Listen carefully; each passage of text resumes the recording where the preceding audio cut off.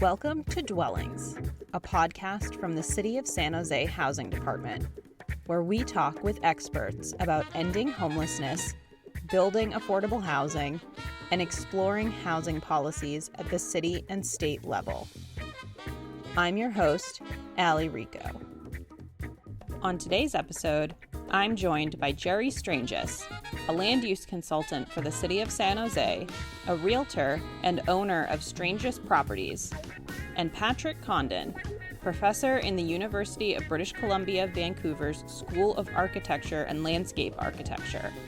I sat down with each of them to learn more about opportunity housing and upzoning our cities. First, I spoke with Jerry Stranges to talk about the local impacts opportunity housing might have on San Jose. Can you introduce yourself and tell us a little bit about your experience in San Jose, because you live here and you work here? So, sure. Because I'm born and raised here in San Jose, I've been involved for a long time. Was at San Jose State 1975 when I got my real estate license and started selling real estate, and then just always had a strong interest in politics, and so got involved in local politics. And 40-something years later, still in the same place, still working with the city. I do a lot of entitlement work, getting projects approved for various clients, either property owners or developers are looking to obtain entitlements. And as a lobbyist, I do also a lot of procurement and contract work with the city. So involved with a lot of areas of the city, mostly the bureaucracy. And then you got the politics that, everybody has to navigate and to work through the process. So I've been doing that for almost 40 years now. what does opportunity housing mean here in San Jose, as you understand it? Well, what the city is proposing as part of a recommendation that came out of the volunteer task force of the general plan update process is a change to essentially housing policy that allows for higher density development in single family zoning districts. That's the significant change that task force wanted the city council to consider. And so staff has gone out and, as you are now, trying to get information and look at the sort of pros and cons of whether or not how it might be not just perceived, but in actuality, does it accomplish what the purpose is? The purpose is, we know we have a housing problem. We have a big housing problem. San Jose is the most expensive place in the world to own real estate and to develop real estate. So the objective is to create more housing and do it in a way that gets it done. And this opportunity housing suggestion is something that's, I think, being vetted very carefully, very strong merits to it, and I think it's being considered. The response from the single-family home community in San Jose, neighborhood associations that have now become aware of this, don't like it. And they feel it's a negative, very, very strong negative impact to their specific neighborhood. So you start balancing the pros and cons. You need more housing. Everybody realizes you need more housing, but do you do it at the expense of what the single-family neighborhoods? I think how the council ends up evaluating this, should be interesting, because up until now, the urban village planning process of, looking at smart development, close to public transit, cluster it where you have the opportunities to do that, has been the driving policy for the last 30 years. And that's what we've tried to do. So this is a major change. And I think at the end of the day, it's probably going to be a big lift because of the amount of community opposition. In my neighborhood association, the Thousand Oaks Neighborhood Association, it's an active neighborhood association. I just got the results of a survey that was done. We had 530 people polled, okay, which is a pretty good number. We had a 66% response, so 351 responded, and of the response, 95% was no, 5% was yes. And questions were provided by both the pro and con side. There were 10 reasons to support it and 10 reasons to oppose it. So it was a pretty interesting survey. And at 95%, it wasn't even close. So I think you're having that same kind of indication citywide. So at the end of the day, with that much opposition, I wouldn't, I'm glad I'm not the consultant for the client here. Pretty hard lift here. So that's sort of my general summary of my expertise, both as a neighborhood association. I'm on the board of the Thousand Oaks Neighborhood Association, so I saw, how they did the survey, and it was pretty thorough, pretty fair, giving both sides an opportunity to present, their best case. And clearly, people that own their home in a single-family neighborhood don't care about more housing in San Jose. They have the most expensive home anywhere in the world right now, right? And just to touch on this, when I did look at opportunity housing more carefully on behalf of the Almaden Valley Community Association, just sort of looked at the hard cost of taking a single family home and converting it to a fourplex. Just sort of looked at that. And it didn't seem to make a lot of sense economically if you start with a home that's worth about $1.5 million, have that asset, you own it free and clear, and you can keep it and rent it, or you can sell it, compared to putting a 4-unit project on there. Rent, it doesn't seem to make sense. For sale, it does start to make sense. There's more value. There's some tax implications that are specific to each party, but that is something that I think right now look like would make it more viable.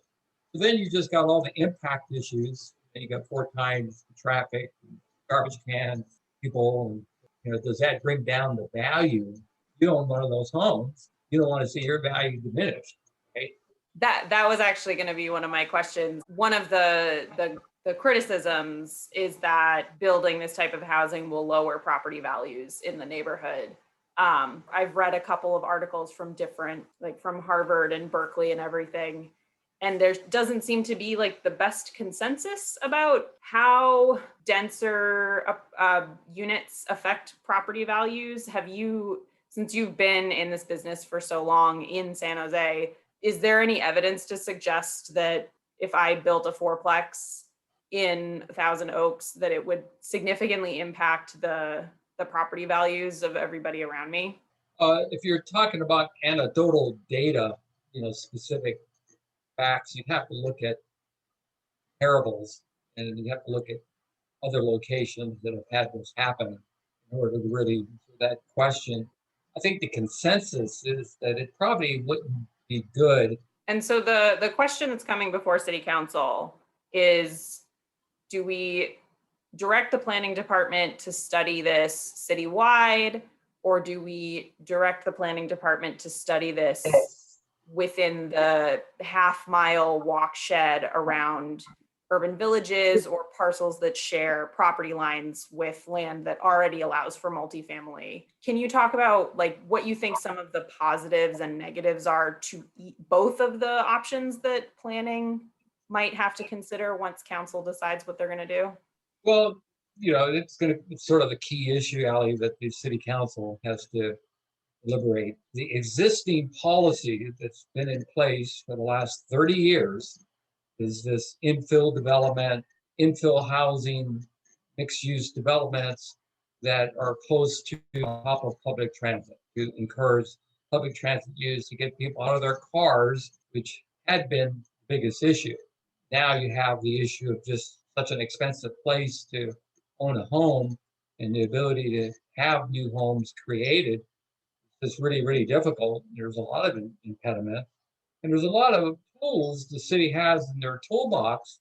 There's a lot of issues out there that affect, the inventory of housing, both below market rate and market rate.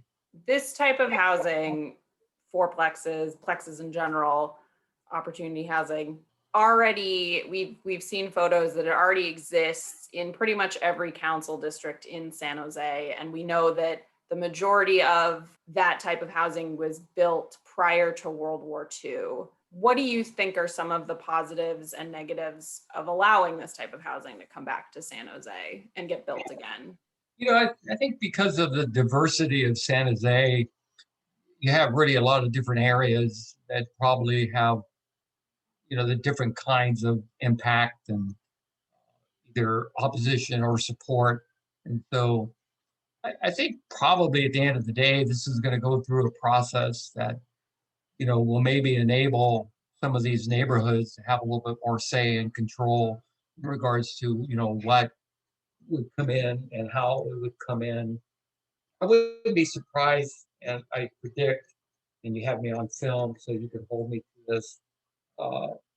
Ultimately, there's a compromise, and the compromise is 2 units, not 4 units, and that doubles potentially the housing stock, right? And not going to get you as much, but even without opportunity housing, there's like 400,000 homes, new homes planned in the general plan, based on the existing policy of development close to transit station. That has been the policy, and you're sort of abandoning that 30-year-old mantra. Will have some impact into these neighborhoods. Can that impact be mitigated to an acceptable level? That's what the council ultimately, with a lot of neighborhood opposition. And listen, ultimately, this is going to be political. That's why I see sort of a compromise, and it's easier to make a two unit project, work out than it is a 4 unit. Have a lot less impact, half the impact. 4 units, to take one of the homes where I live, where I'm sitting right outside the window here, cul-de-sacs. It's a single family neighborhood, 6,000 to 8,000 square foot lots, homes that were built in the 70s and 80s, with a comfortable single family neighborhood.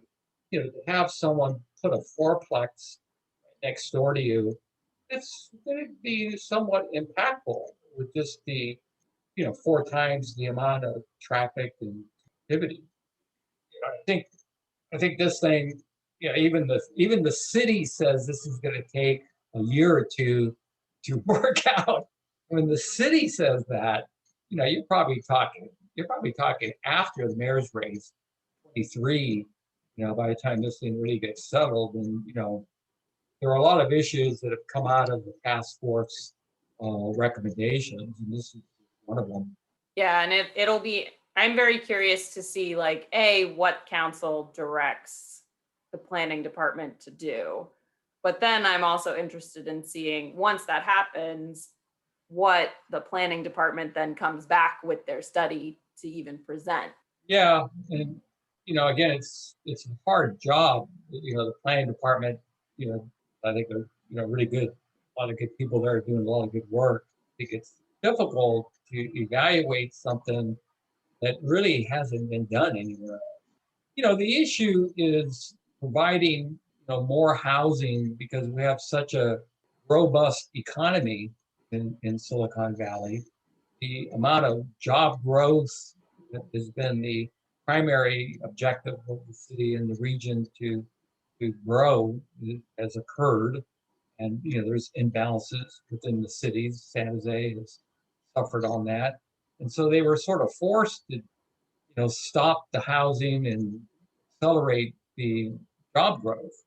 And you just sort of had this situation occur, which I think other factors have sort of created the situation of this job market in Silicon Valley, because of the high technology aspects of Silicon Valley have just prospered.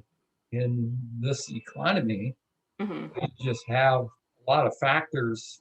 It's never any one thing. It's a whole bunch of little things that add up, contribute to the problem. And if you're a property owner owning a single family home, it's not a problem. It's a good thing.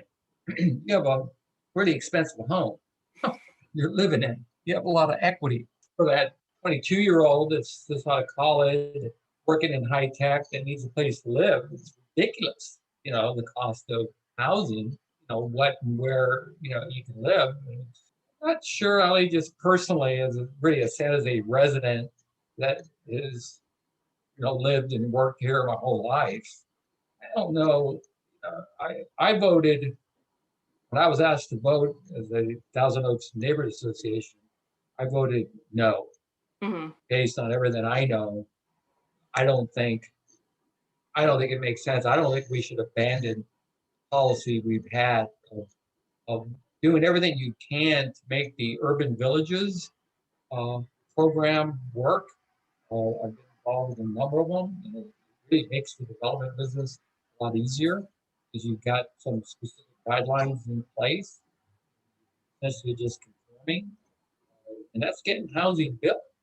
The way that I understand it, there are design standards for single family neighborhoods. Like if you wanted to build a new single family, there would be standards that you have to meet based on city requirements. And some of the arguments that I've heard against opportunity housing are that it won't fit within the existing neighborhood. Are there, like, how would you reconcile if we were to approve opportunity housing, would it be able to coexist with the existing architecture by following the same design standards that single family homes already have?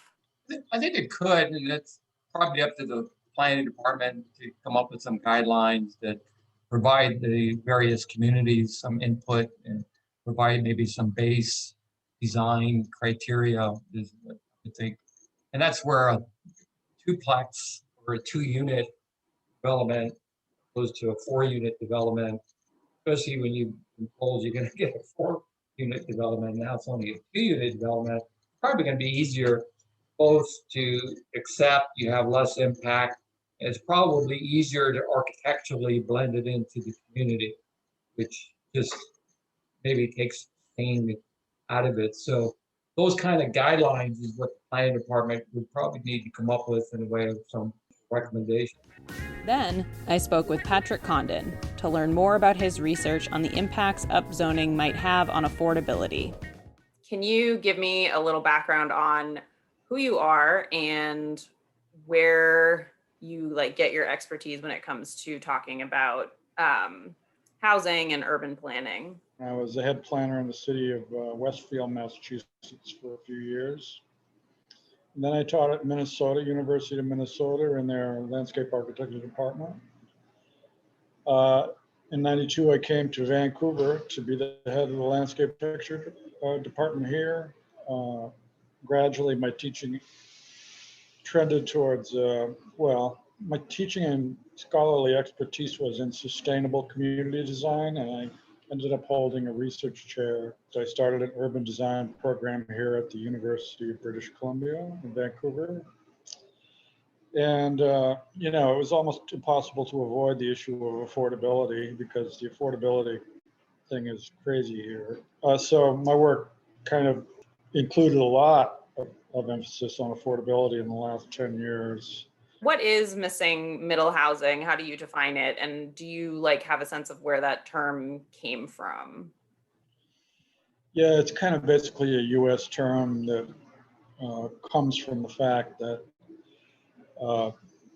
most urban expansion, particularly in the post-World War II era, was in one form of product, which was single-family homes. And there were occasional locations where high-rises, residential high-rises were used, and that's increasingly the case. But there was really nothing in between the high-rise and the single-family home. And of course, if you look at more traditional American, areas like Brooklyn, for example, or big pieces of San Francisco, you see that that's not the only choices you have. You have fourplexes, duplexes, townhouses, stacked townhouses, 3-story apartment buildings, and that whole transect between the single family home and the 50-story high rise. Plenty of different options in that area that the market hasn't seemed to embrace, nor has planning caught up with the value of those. Are there particular jobs or trades or income classes that even today are best served by this type of missing middle housing? Yeah, well, intuitively you would think so, because you would imagine that a more compact house on a smaller parcel or on a shared parcel should be cheaper. And to some extent it is, but the complication is that when developers or city planners try to get those projects into their city by rezoning areas, one of the unfortunate consequences of that is that the value of the land increases in parallel with the increased authority. So by the time, and it's often 5 or 6 years later, by the time you get the townhouse built, the cost per interior square foot is about the same as the cost per interior square foot of the single family home it might have replaced. So that's the conundrum. What now is keeping developers from going back to this type of housing? Is it just the zoning, or is it the cost? Yeah, it's a combination of factors, but the simplest way to say it is that one factor is citizens are resistant to changing the density profile of their neighborhoods. And no matter where you want to put one of these, it's in somebody's neighborhood. The second factor is local residents are not believing you when you say that that's going to make for more affordable housing for their sons and daughters and for the service people that need to be housed in their community. They don't believe it. And you know why the reason they don't believe it? Because it's not true. Because when you expect the market to deliver on that, for reasons that I previously talked about the inflated value of land pushes up the per square foot cost of those, they're looking around and the evidence in front of their eyes is that that's not affordable. So you're lying to me. You've lied to me. You said it was going to be more affordable. It's not. And they are right. Here in the Bay Area, a lot of housing advocates argue that building more housing will naturally lower the price for renters and buyers based on supply and demand laws. And can you go into more detail about why that isn't necessarily the case, and talk about like what is the difference between the value of a property and the value of the land that property sits on? Yeah, this is where it gets complicated. Up till 15 years ago, I too, and my earlier work on this topic, advanced the concept that if you added smaller housing units into existing neighborhoods, it would necessarily mean that they would be more affordable, because as supply goes up, price inflation would at least moderate and perhaps even go down, because that's the common sense understanding of the laws of supply and demand. And a lot of the conversation around this issue has focused on, well, if we only had no zoning laws, if only we could build wherever we want to build, everything would be fine. The reason why we don't have enough supply is because zoning is preventing us from building that supply. So that's one argument. And there's a very common sense, general, that one's easy to understand. And therefore it's very current among housing advocates. Unfortunately, if you look closer at the evidence, and Vancouver is a particularly important example of this, and our system of real estate is no different than San Francisco or LA, particularly Seattle, West Coast cities that are similar. It's the same thing going on.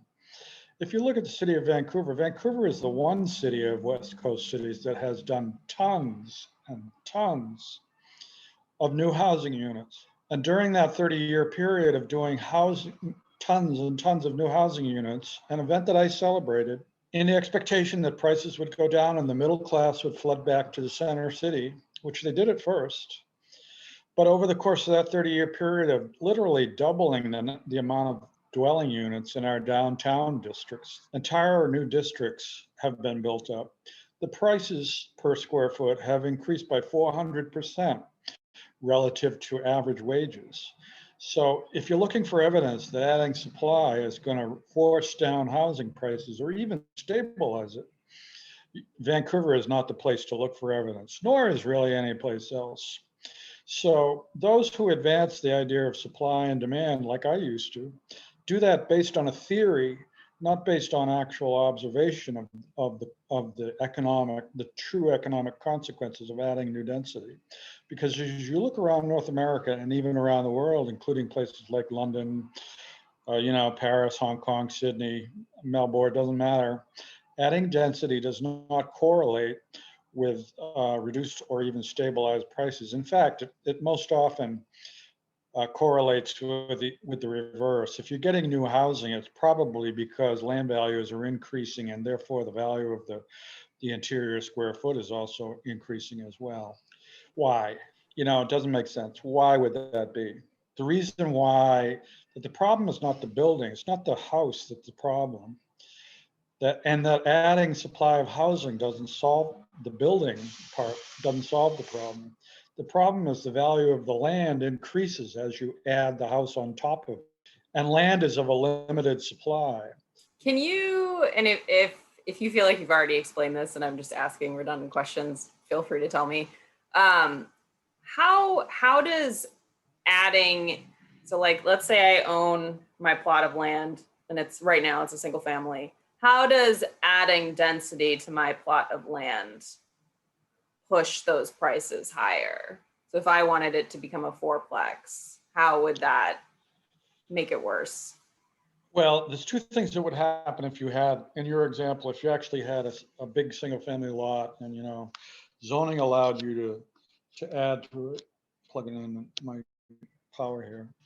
Zoning allowed you to add to it. There's two possibilities. One, you could be really nice and you could rent out those new units at lower than market value.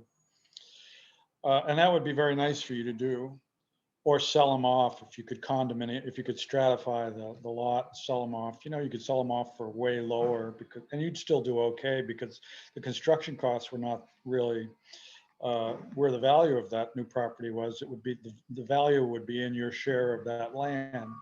But you would be kind of stupid to do that because the market would be telling you that if you could rent out, when you go to rent out those units in an urban landscape where the values are increasing as reflected in higher rents, why would you rent those out unless it's to your niece and nephew at lower price? Why would you do that? It's anti-capitalist, so you wouldn't do that. Or if you were selling off stratified condominium, call them a duplex or a fourplex, whatever you had out there, your real estate agent would come in and say, this is great because you have the only available missing middle type product in this area, and the market here is $1,200 per square foot, and I can quickly calculate that this is an $800,000 deal, which ends up being unaffordable for most people. But why would you sell it for less? So that's kind of the phenomenon that happens. The market enthusiasts say that's a problem of scarcity. They say if you just rezoned everywhere, that wouldn't happen. The market would adjust. But I've given you reasons why that doesn't work. How do you ensure that stay affordable, especially like knowing that wages have remained stagnant? If those units are not going to be getting any sort of subsidies from the government, how do you make sure that those units stay affordable? In the case of Cambridge, the mechanism is that the owners of those units, which in most cases it's anticipated that there will be a nonprofit housing corporations who actually lobbied for this change in their zoning to allow them to compete on a level playing field and still be able to provide affordable housing when they're in competition for land parcels with the market. Those units in that example would be owned by nonprofit housing corporations who would be deed restricted to ensure that those units would forevermore be rented. If they're vacated, they would be rented out to the next occupant at a rate that was in some ratio to average regional wages. And they even go so far as to say I forget what the exact formula was, but they all had to be below median wage, 100% below median wage. Only 20% between 80% and 100% of median wage. The bulk of them between 80% and 30% of median wage, and then the 30% to poverty would need income assistance, which would be Section 8 vouchers, of which they have sufficient numbers in the city of Cambridge to allow that 30% to be occupied by people who are externally supported with a housing voucher, if you see what I mean. But those numbers are specified in the legislation that the city put forward. And until those are changed, they would be forevermore linked to the average wages in the city, which is nice. Because as that inventory of housing, let's imagine in time, 50% of the units in the city of Cambridge would be of this type.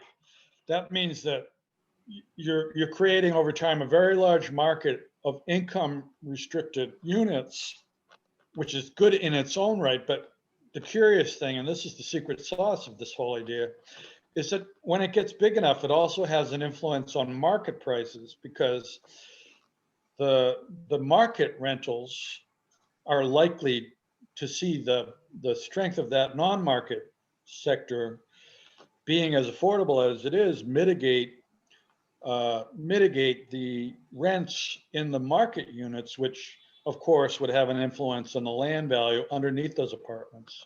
Mm-hmm. And for proof of that, people can look at the situation in Vienna, which has a much longer history of doing this. They have over 50% of their housing as non-market housing in this kind of category that we're talking about. And if you want to buy a market condo in Vienna, you sure can. And you're going to be lucky, because it's going to cost you way less than half of the cost of a market condo, or a rental will cost you way less than half of a rental in the equivalent city, say Paris or Milan or something like that. It's because the strength of the non-market sector is sufficient to mitigate the inflationary pressures underneath the land value of the market sector. Now that gets a little bit into the weeds of real estate land economics, but I hope that makes a little bit of sense. Yeah, it does. And so would it be similar with Portland too, or is there different? It's similar with Portland. Anybody that's trying to leverage zoning to include affordable housing is using this lever. The problem is it's not at a level yet in the United States to have the kind of significant impact in terms of numbers of dwelling units or its percentage of the market to have the same level of influence over the market as it does in Vienna, or have the same level of social benefit that it has in Vienna. I mean, in California, there's many dozens of municipalities that are using a tool that's very similar called inclusive zoning, where a certain number of units, usually on a building by building basis, or it might be a downtown area or something like that you're trying to revitalize or something like that. A certain number of negotiated units are granted back as nonprofit units in return for additional density. That's exactly the same thing. You're using the restriction on zoning as the lever. You loosen up the zoning restriction on density, but only in return for this social benefit of affordability. Thanks to Patrick and Jerry for joining me on today's episode. To learn more about Opportunity Housing and the city's plan for growth, please visit our website at sanjoseca.gov/planning. Thanks for listening to Dwellings, the City of San Jose Housing Department podcast. Our theme music is Speed City, composed and performed by Attain Charles. Thanks to San Jose Jazz for letting us use your music. If you like the show, please subscribe and share with your friends and family. If you're looking for more ways to get involved with housing and homelessness response, please check out the show notes. You can follow the Housing Department on social media. We're on Twitter and Facebook at SJ City Housing.